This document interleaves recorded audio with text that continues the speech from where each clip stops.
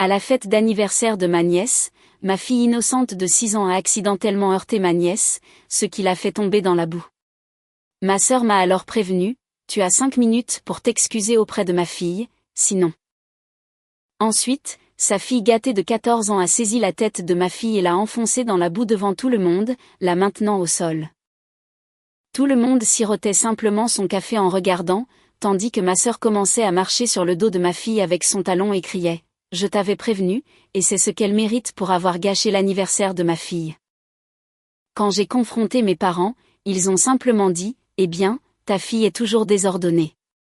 La prochaine fois, elle saura sa place. » Quand j'ai essayé de protéger ma fille, mon père s'est levé, m'a attrapé par les cheveux et a hurlé après ma fille. C'est ce que les gens inutiles reçoivent. Je suis restée silencieuse, j'ai pris ma fille inerte et je suis partie. Ce que j'ai fait ensuite les a laissés blêmes. La boue s'écrasait entre mes doigts alors que je retirais le petit corps tremblant de ma fille de la mare de boue marron et froide. Sa robe d'anniversaire, celle que nous avions passé 2 semaines à choisir ensemble, celle avec de petites fleurs brodées qu'elle avait tracées du doigt une centaine de fois dans le magasin, collait à sa peau comme une seconde couche de honte. La boue remplissait ses cheveux, ses oreilles, enduisait ses cils. Elle ne pleurait plus. C'est ce qui m'effrayait le plus. Le silence là où auraient dû se trouver ses sanglots. Ma petite Lily de 6 ans avait cessé d'émettre des sons 3 minutes après que ma nièce de 14 ans, Vanessa, lui ait enfoncé le visage dans le sol et l'ait maintenue ainsi alors que 30 personnes se tenaient autour, tenant des flûtes de champagne et des tasses à thé en porcelaine. Les mêmes personnes qui avaient regardé ma sœur Denise enfoncer le talon aiguisé de sa chaussure Louis Vuitton dans la colonne vertébrale de mon bébé comme si elle écrasait un mégot de cigarette. Les mêmes personnes qui avaient souri poliment quand ma mère Ruth avait prononcé ces mots qui résonneraient dans mon crâne pendant des mois. Eh bien, ta fille est toujours désordonnée. La prochaine fois, elle saura sa place. J'ai porté Lily jusqu'à ma voiture, tandis que la boue s'égouttait de ses cheveux sur mes bras, laissant des traînées sur mes manches. Derrière moi, la fête continuait. Quelqu'un a remis la musique plus fort. J'ai entendu des rires. Mon père, Gérald, a crié quelque chose à propos de ne pas être aussi dramatique, mais je ne me suis pas retournée. Je ne pouvais pas me retourner.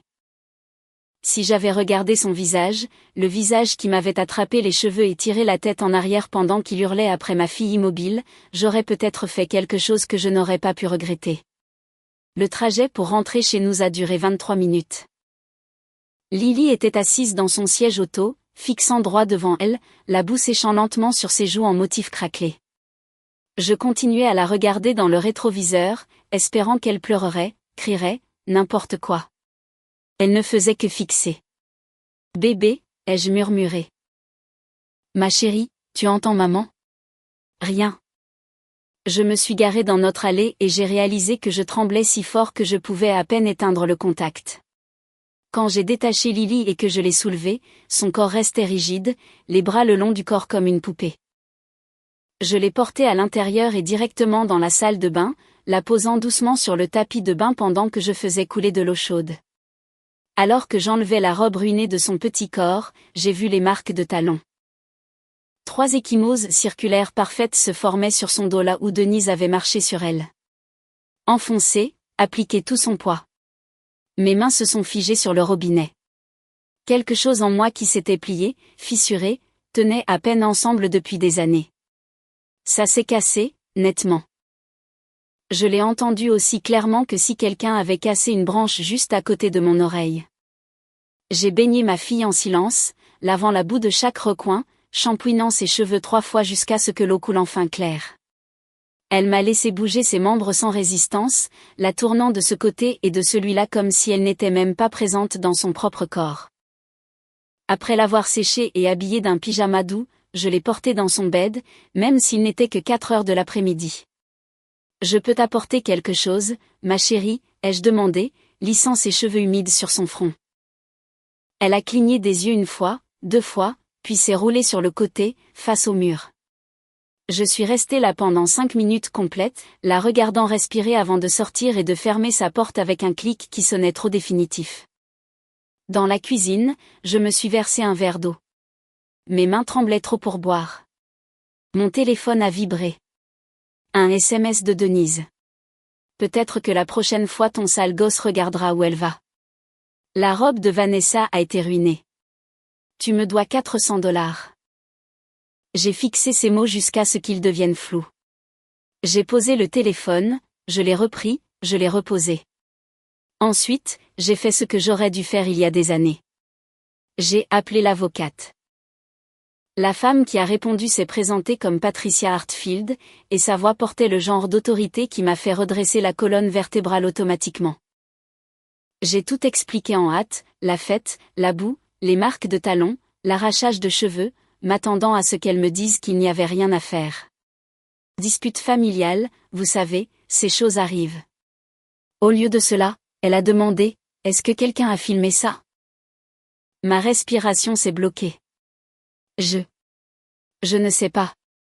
Découvrez-le. Procurez-moi des images vidéo si elles existent. Prenez immédiatement des photographies des blessures de votre fille. Documentez tout. Je vous verrai dans mon bureau demain matin à 9 h. Cette nuit-là, après que Lily se soit enfin endormie d'un sommeil agité, j'ai passé en revue mes contacts téléphoniques. J'ai commencé par ma cousine Ashley, qui était à la fête. Elle n'a pas répondu. Ni ma tante Carole, ni l'amie de ma mère, Diane. J'ai envoyé des SMS, appelé, laissé des messages vocaux. Silence radio. À minuit, mon téléphone a enfin vibré. Un message d'un numéro que je ne reconnaissais pas. C'est Trisha, la fille de Janet. Je faisais le service à la fête aujourd'hui. J'ai vu ce qui est arrivé à votre petite fille. J'ai tout filmé. Ma mère a dit que je ne devais pas m'en mêler, mais ce qu'ils ont fait n'était pas bien. Je vous envoie le fichier. Mes mains tremblaient alors que je téléchargeais la vidéo. J'ai appuyé sur lecture. Regardez ma fille heurter Vanessa, à peine un contact, le genre de contact accidentel qui arrive quand les enfants courent dans les fêtes. Regardez Vanessa trébucher dramatiquement dans la mare de boue décorative près de la fontaine du jardin. Regardez le visage de Denise se transformer en quelque chose de laid alors qu'elle marchait vers Lily. L'audio a tout capturé. L'avertissement strident de Denise. Tu as 5 minutes pour t'excuser auprès de ma fille, sinon. Ma propre voix qui tentait en tremblant d'expliquer que c'était un accident, que Lily ne faisait que jouer. Le sourire narquois de Vanessa alors qu'elle s'avançait derrière ma fille distraite, lui attrapait une poignée de cheveux et lui enfonçait le visage dans la boue.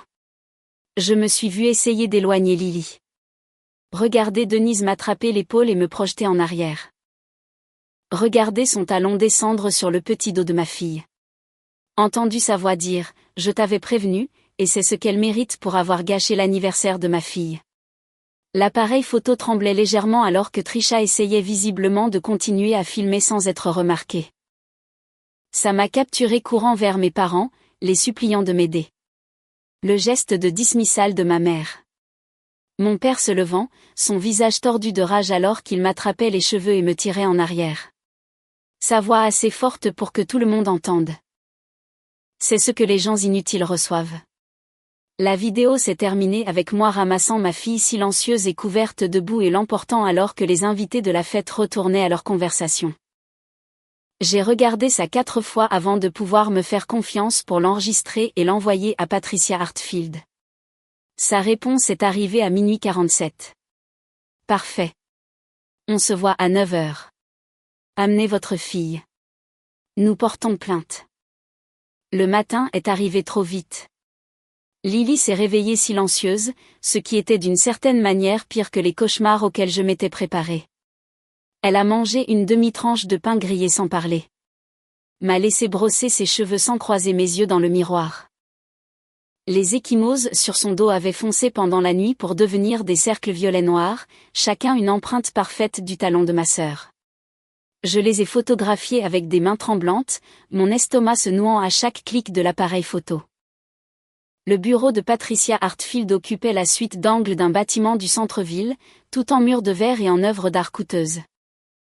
Elle s'est levée quand nous sommes entrés, une grande femme noire d'une 50aine d'années avec des cheveux striés d'argent et des yeux qui ne manquaient rien. Elle a jeté un regard à Lily, ma petite fille normalement pétillante, bavarde, brillante, assise silencieuse et petite dans la chaise à côté de moi, et sa mâchoire s'est crispée. J'ai passé en revue la vidéo que vous avez envoyée, a dit Patricia, sortant une tablette.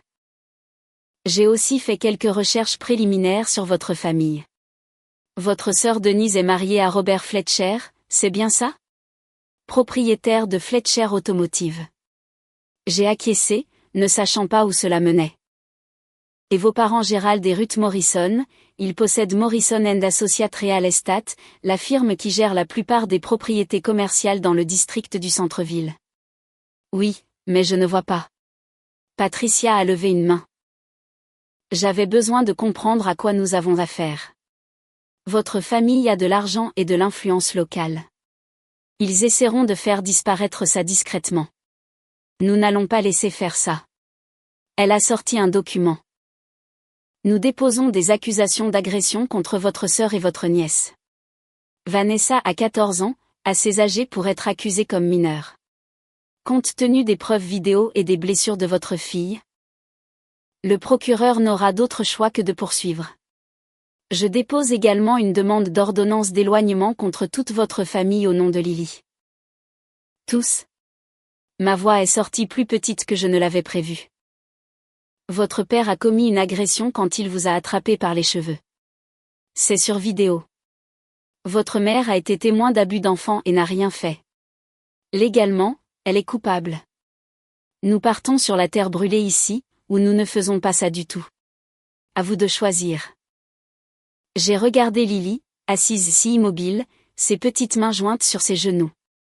Me suis rappelé la sensation de boue sous mes ongles alors que je retirais son visage de la mare. Le poids de son corps silencieux, l'empreinte du talon de ma sœur sur sa peau. Terre brûlée, ai-je murmuré. Patricia a souri. Et ce n'était pas gentil. C'était le sourire d'une femme qui attendait que quelqu'un dise exactement ça. Excellent. Allons les détruire. Le premier domino est tombé 3 jours plus tard quand la police s'est présentée chez Denise pour signifier les accusations. Elle m'a appelé en hurlant, sa voix si stridente que j'ai dû éloigner le téléphone de mon oreille. Tu es folle? Tu portes plainte contre ta propre famille, contre Vanessa? C'est une enfant. Lily aussi, ai-je dit calmement. Elle a 6 ans. Ton enfant en a 14 et a maintenu la tête de ma fille dans la boue pendant que tu marchais sur son dos. C'était de la discipline. Ton sale gosse a ruiné la robe de Vanessa. J'ai ça en vidéo, Denise. Tout, y compris la partie où papa et maman regardaient et ne faisaient rien. Silence. Alors tu bluffes. J'ai raccroché. Ma mère a appelé 10 minutes plus tard. Nous devons parler de cette situation avant qu'elle ne devienne incontrôlable. Elle est devenue incontrôlable quand tu m'as dit que ma fille méritait de savoir sa place. Je ne pensais pas nous étions tous bouleversés. Je t'ai en vidéo, maman. En train de dire ces mots exacts pendant que Lily gisait dans la boue. Son ton a changé, s'est durci. Si tu vas jusqu'au bout de ça, tu seras complètement hors de cette famille. Pas de vacances, pas d'héritage, rien. Ton père et moi avons travaillé trop dur pour construire notre réputation pour que tu la traînes dans la boue pour un incident de fête enfantine. Un incident. Enfantin? J'ai étouffé les mots. Elle a des ecchymoses, maman. Des ecchymoses en forme de talons sur son dos. Les enfants se font facilement des ecchymoses. Ne sois pas si dramatique. J'ai raccroché sur elle aussi. L'ordonnance d'éloignement a été accordée en moins d'une semaine. Patricia a dit que c'était l'une des approbations les plus rapides qu'elle ait vues, que le juge avait regardé la vidéo avec des yeux de plus en plus rétrécis et avait accordé l'ordonnance immédiatement. 200 pieds. Mes parents, Denise, Robert, Vanessa, aucun d'entre eux n'avait le droit de s'approcher à moins de 200 pieds de Lily ou de moi. Les accusations d'agression ont progressé avec une vitesse surprenante. Le procureur assigné à l'affaire, une femme nommée Michelle Torres, m'a appelé personnellement. Je fais ce travail depuis 15 ans, a-t-elle dit. J'en ai vu beaucoup, mais regardez cette vidéo de votre fille. Regardez ces adultes rester là pendant qu'un enfant était blessé. Je vais m'assurer que ça tienne. Denise a engagé un avocat coûteux qui a immédiatement essayé de faire rejeter les accusations.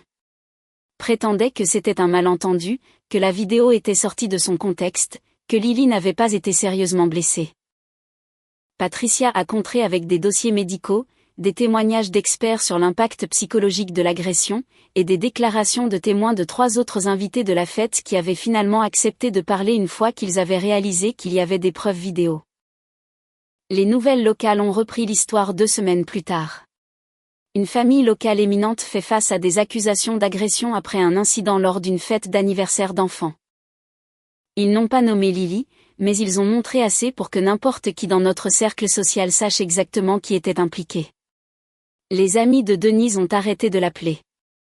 Les partenaires commerciaux de Robert ont commencé à s'éloigner.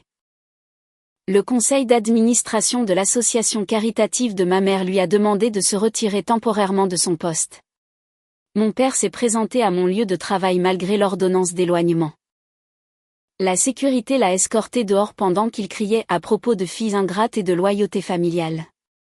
Patricia l'a ajouté à la liste croissante des violations, chacune renforçant notre dossier. 3 mois après la fête, Vanessa a accepté un accord de plaidoyer. Agression juvénile, travaux d'intérêt général, conseil obligatoire, et probation jusqu'à ses 18 ans. Le cas de Denise est allé en procès parce qu'elle refusait d'accepter toute responsabilité. Le jury a mis moins de 4 heures pour la trouver coupable d'agression et de mise en danger d'enfants.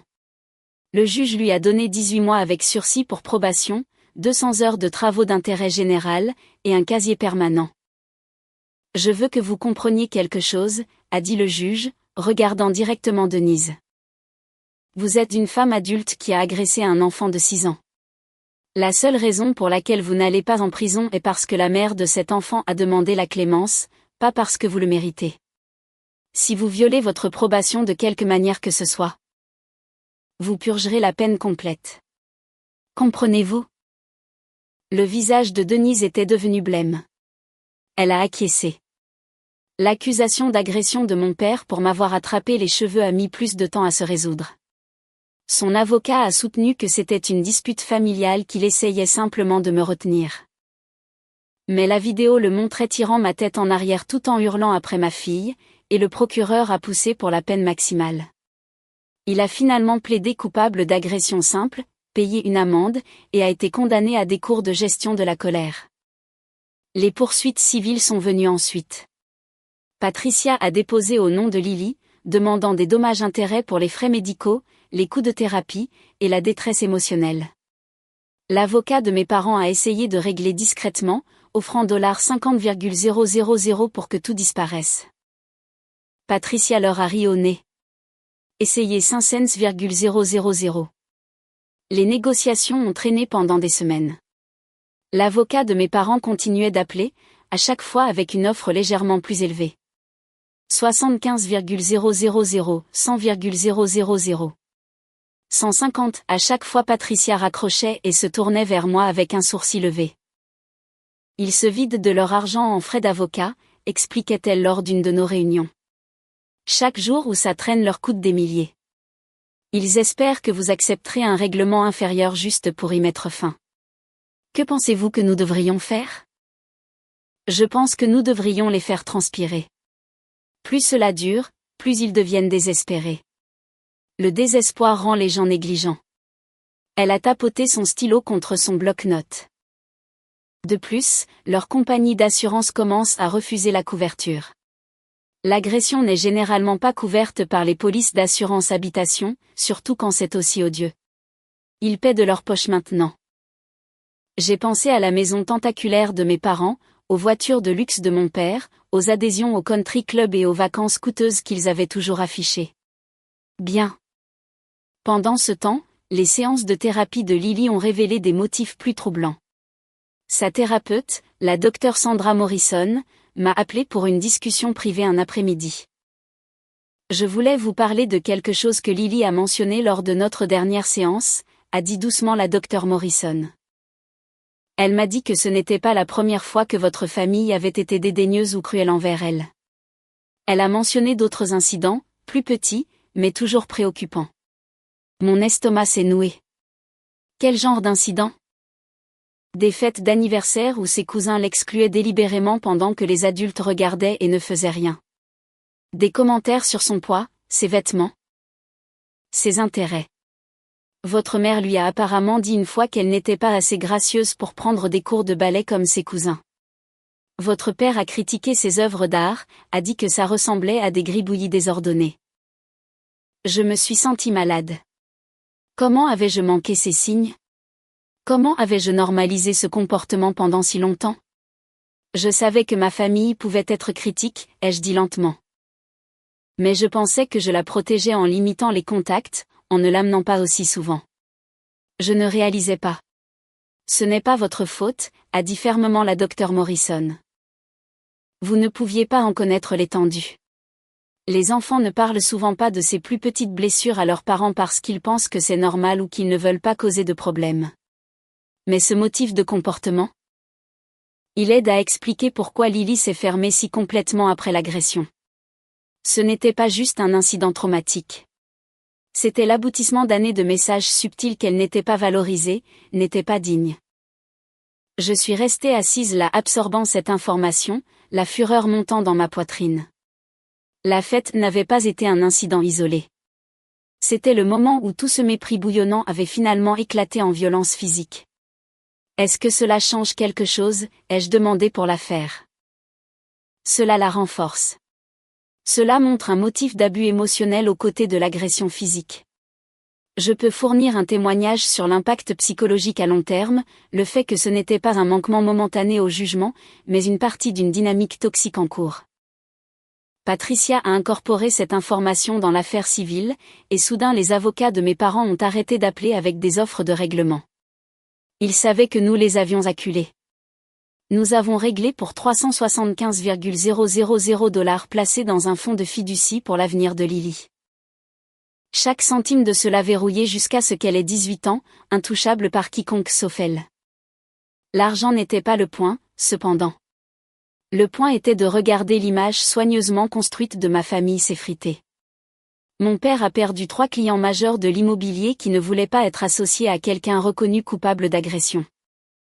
Ma mère a été discrètement écartée de chaque conseil d'administration d'associations caritatives et de chaque club social auquel elle appartenait depuis 30 ans. Le mariage de Denise a commencé à s'effondrer 6 mois plus tard quand Robert a demandé le divorce, citant l'affaire d'agression et son refus de prendre ses responsabilités comme preuve de son caractère. Les effets d'entraînement continuaient de se propager de façon que je n'avais pas anticipée. Le partenaire commercial de mon père, Kenneth Morrison, sans lien de parenté avec ma famille malgré le même nom de famille, m'a contacté par l'intermédiaire de Patricia. Il voulait témoigner sur le caractère de mon père, ou plutôt son absence. Je suis en affaires avec Gérald depuis 12 ans, m'a dit Kenneth autour d'un café, son visage buriné sérieux. Je l'ai regardé intimider des employés, manipuler des clients, contourner des règles sur des transactions. Mais je me suis tue parce que l'argent était bon. Ensuite, j'ai vu cette vidéo de ce qu'il vous a fait et à votre petite fille. Et j'ai réalisé que j'avais été complice en soutenant un homme qui n'avait pas de centre moral. Pourquoi me dites-vous ça? Parce que je dissous notre partenariat. J'ai déjà déposé les papiers. Mais je voulais aussi que vous sachiez que plusieurs de ses plus gros clients sont venus me voir pour demander à travailler avec ma nouvelle firme à la place. Ils ont vu la vidéo aussi. Ils ne veulent pas que leur nom soit associé à lui. En 6 mois, l'empire immobilier de mon père avait rétréci de près de 60%. Les propriétés commerciales qu'il gérait depuis des décennies étaient transférées à des concurrents. Son personnel de bureau a démissionné un par un, peu disposé à travailler pour quelqu'un qu'ils avaient vu agresser sa propre fille à la caméra. Pendant ce temps, la vie de Denise s'est effilochée de façon spectaculaire. Les procédures de divorce ont révélé des irrégularités financières. Elle utilisait les comptes commerciaux de Robert pour financer son style de vie extravagant à son insu. Des cartes de crédit maximisées pour des vêtements de designer et des bijoux.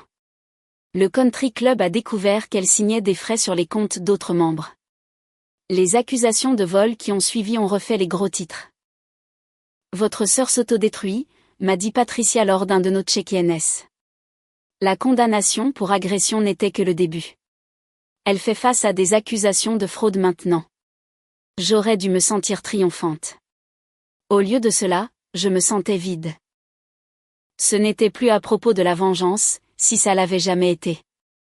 C'était à propos de regarder les conséquences naturelles d'années de droit et de cruauté finalement rattraper des gens qui se pensaient intouchables. Vanessa a été expulsée de son école privée après la condamnation. A dû être transférée à l'école publique où tout le monde savait ce qu'elle avait fait. J'ai entendu dire par d'anciens amis communs qu'elle était devenue renfermée, isolée, que les autres enfants l'évitaient. Une partie de moi se sentait désolée pour elle. Elle avait 14 ans après tout. Assez âgée pour savoir mieux, mais assez jeune pour avoir été façonnée par les adultes autour d'elle.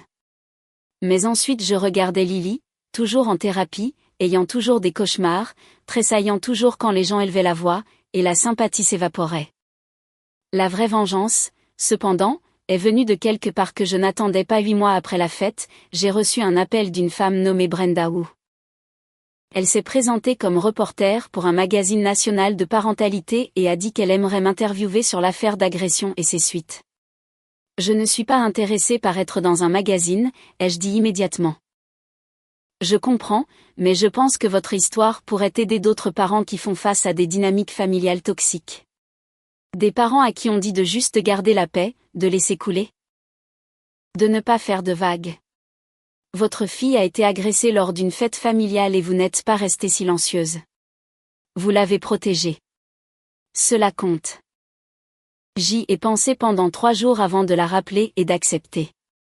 L'article a paru 2 mois plus tard sous le titre « Quand la famille devient le danger, le combat d'une mère pour protéger sa fille ».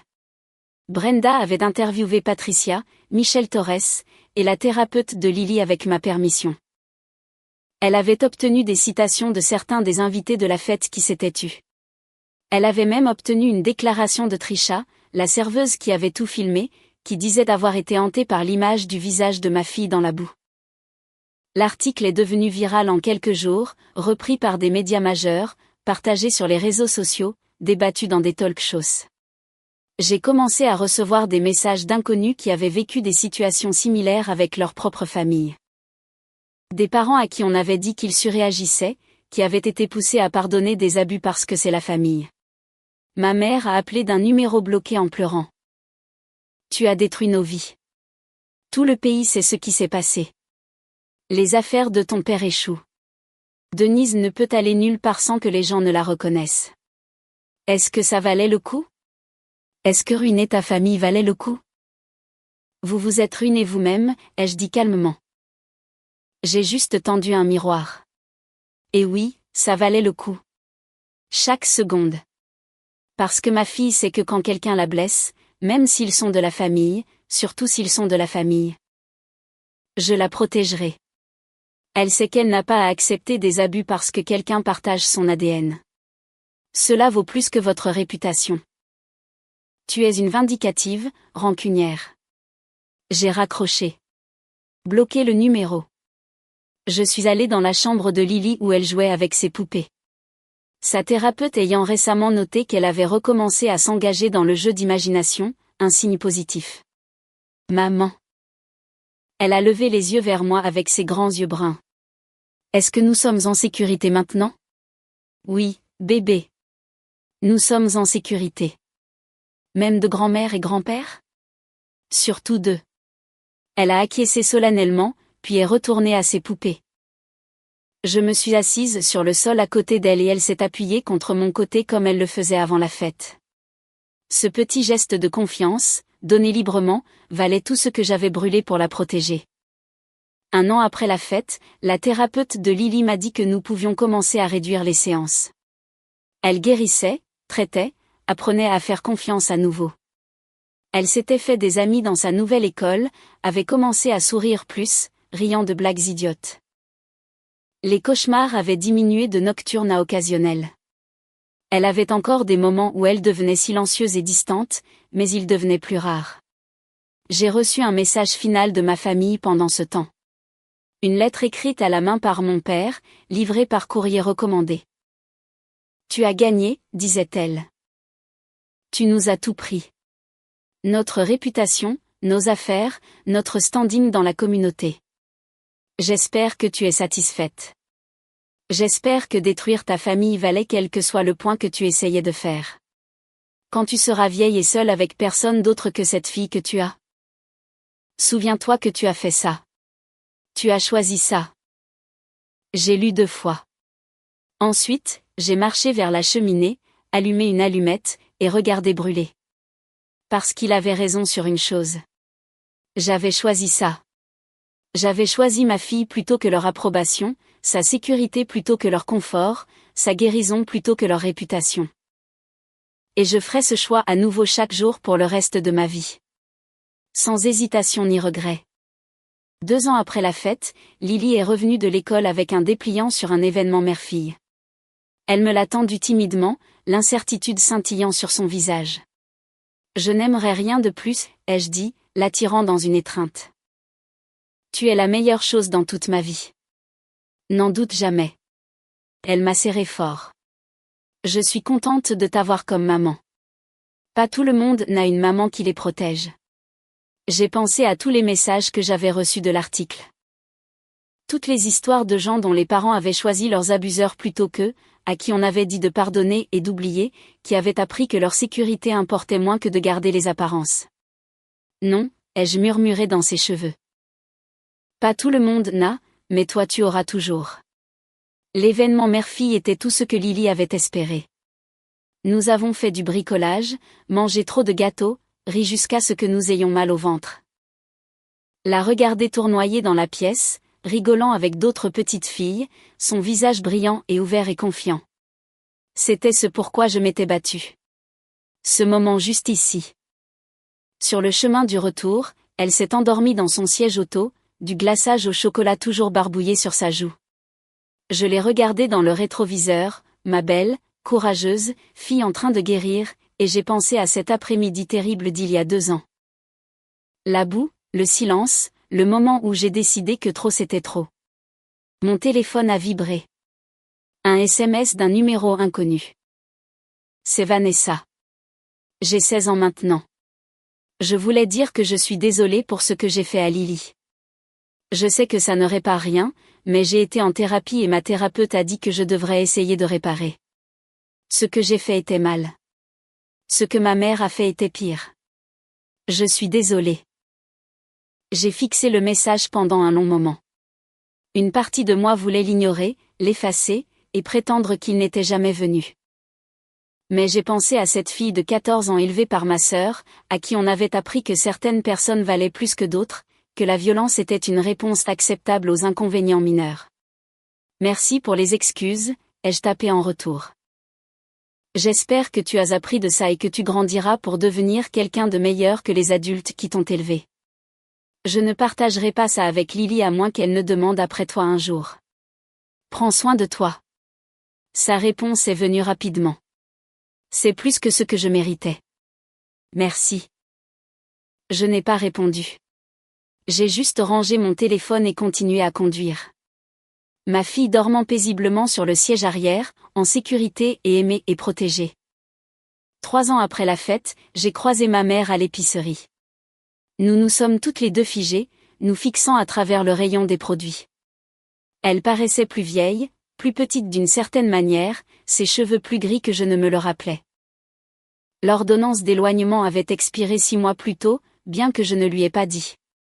Comment va-t-elle ? A demandé doucement ma mère. Lily, comment va-t-elle ? Elle va bien, heureuse, en bonne santé. Pas grâce à vous. Le visage de ma mère s'est effondré. Je pense à ce jour constamment. Ce que nous avons fait, ce que nous avons permis. J'étais tellement inquiète de ce que les gens penseraient, de garder la paix, que j'ai oublié de protéger ma propre petite fille. Vous n'avez pas oublié. Vous avez choisi. Vous avez choisi Denise et Vanessa et votre précieuse réputation plutôt qu'un enfant de 6 ans qui n'avait rien fait de mal. Je sais. Je devrais vivre avec ça pour toujours. Elle a fait une pause, serrant son panier d'achat. A-t-il une chance, une possibilité qu'un jour tu puisses me pardonner ? J'ai pensé au pardon, à combien de personnes m'avaient dit au cours des années que je devrais pardonner à ma famille, que garder rancune ne blessait que moi-même, que le sang était plus épais que l'eau. Combien de fois on m'avait dit que j'étais trop dure, trop impitoyable, trop peu disposée à laisser le passé rester dans le passé. Peut-être un jour, ai-je dit, finalement. Mais pas aujourd'hui. Pas demain. Peut-être jamais. Parce que le pardon n'est pas quelque chose auquel vous avez droit juste parce que vous vous sentez enfin mal pour ce que vous avez fait. Vous avez traumatisé ma fille. Vous lui avez appris que les gens qui étaient censés l'aimer et la protéger la blesseraient à la place. Elle a 9 ans maintenant et est toujours en thérapie à cause de ce que vous avez tous fait. Les yeux de ma mère se sont remplis de larmes. Je suis tellement désolée. Je sais que vous l'êtes, mais désolée n'annule pas les dégâts. Désolée ne rend pas à Lily l'innocence que vous lui avez prise. Désolée est juste un mot. Je suis passée devant elle, les roues de mon chariot grinçant sur le linoléum. Elle n'a pas essayé de m'arrêter. Cette nuit-là, j'ai raconté la rencontre à Lily. Elle a écouté attentivement, son visage sérieux. « Est-ce que tu penses que grand-mère est vraiment désolée ?» a-t-elle demandé. Probablement. Mais être désolée ne signifie pas que nous devons la laisser revenir dans nos vies. Lily a acquiescé lentement. Je ne me souviens plus de grand-chose de ce jour-là. Juste des sentiments, comme avoir peur et ne pas comprendre pourquoi tout le monde était si en colère après moi. Tu n'as rien fait de mal. Tu jouais et as accidentellement heurté quelqu'un. C'est tout. Je sais ça maintenant. Ma thérapeute m'a aidé à comprendre que ce n'était pas de ma faute. Elle a levé les yeux vers moi avec ses yeux sages au-delà de ses années. Est-ce que tu es triste de ne plus parler à ta famille? Non, ma chérie. Je ne suis pas triste du tout parce que ma vraie famille est juste ici. Toi et moi. C'est tout ce dont j'ai besoin. Elle a souri brillante et authentique et m'a serré fort. À ce moment-là, j'ai su avec une certitude absolue que j'avais fait le bon choix. Chaque date d'audience, chaque article de nouvelles, chaque pont brûlé. Valait le coup. Tout cela valait le coup pour ça. 4 ans après la fête, j'ai reçu une invitation de mariage par la poste. Ma cousine Ashley se mariait et avait apparemment décidé de tendre une branche d'olivier. J'ai montré à Lily, maintenant âgée de 10 ans et épanouie. Tu veux y aller, ai-je demandé. Elle a plissé le nez. Seront-ils là? Grand-mère et grand-père et tante Denise? Probablement. Alors non. Je préférerais rester à la maison avec toi et regarder des films. Ça me semble parfait. J'ai répondu que nous ne serions pas présentes et j'ai jeté l'invitation. Mon téléphone a sonné plus tard ce jour-là, Ashley appelant pour demander pourquoi nous ne venions pas. Tu sais pourquoi, ai-je dit simplement. C'était il y a des années. Ne penses-tu pas qu'il est temps de passer à autre chose? Tout le monde est passé à autre chose. Tout le monde sauf la fille de 10 ans qui a encore des cauchemars parfois. Tout le monde sauf moi qui ai regardé 30 personnes rester là pendant que ma fille était agressée et n'ont rien fait. Tu étais une de ces personnes, Ashley. Tu es restée là avec ton champagne et à regarder.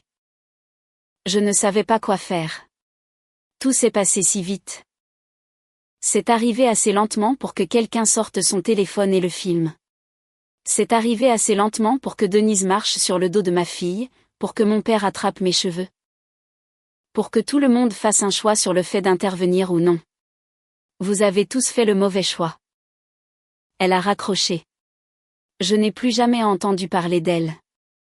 5 ans après la fête, Lily a eu 11 ans et a demandé si elle pouvait écrire sur ce qui s'était passé pour un devoir scolaire sur le dépassement des défis.